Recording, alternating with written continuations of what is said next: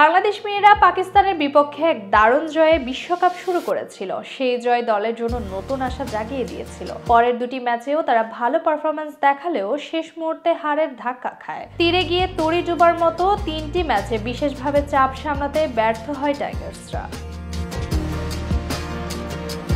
শেষ ম্যাচে শ্রীলঙ্কার দেওয়া 203 রানের লক্ষ্য তারাই শেষ 5 ওভারে বাংলাদেশের হাতে ছিল 7 উইকেট এবং মাত্র 27 রান প্রয়োজন, কিন্তু দলের ব্যাটসম্যানরা শেষ পর্যন্ত মাত্র 7 রান যোগ করতে সক্ষম হয় এবং 5 উইকেট হারিয়ে ম্যাচ হারে। অধিনায়ক নিগার সুলতানা জ্যোতি স্বীকার করেছেন, আমরা এমন মুহূর্তে স্নায়ু ধরে রাখতে পারিনি, আমাদের পরিকল্পনায় নিয়ন্ত্রণ হারিয়েছি আর সেটাই আমাদের হারের মূল কারণ। তাদের আগের ম্যাচগুলোতেও এমন পরিস্থিতি দেখা গিয়েছিল।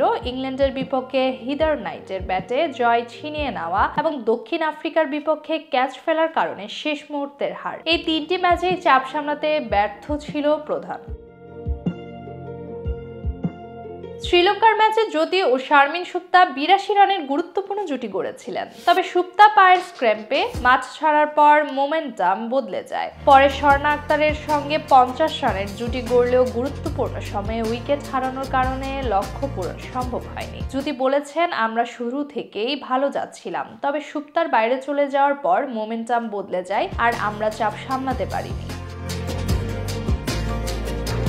এবার বিশ্বকাপে বাংলাদেশ মেয়েদের 6 ম্যাচে 5 হারে 2 পয়েন্ট। ভারতের বিপক্ষে শেষ ম্যাচটি কেবল নিয়ম রক্ষার তকমা পাবে। টাইগার্সদের জন্য এটি হতাশাজনক হলেও অভিজ্ঞতা হিসেবে গুরুত্বপূর্ণ শিক্ষা। অধিনায়কের মতে দলকে ভবিষ্যতের জন্য চাপ সামলানো এবং সঠিক পরিকল্পনায় খেলা শিখতে হবে।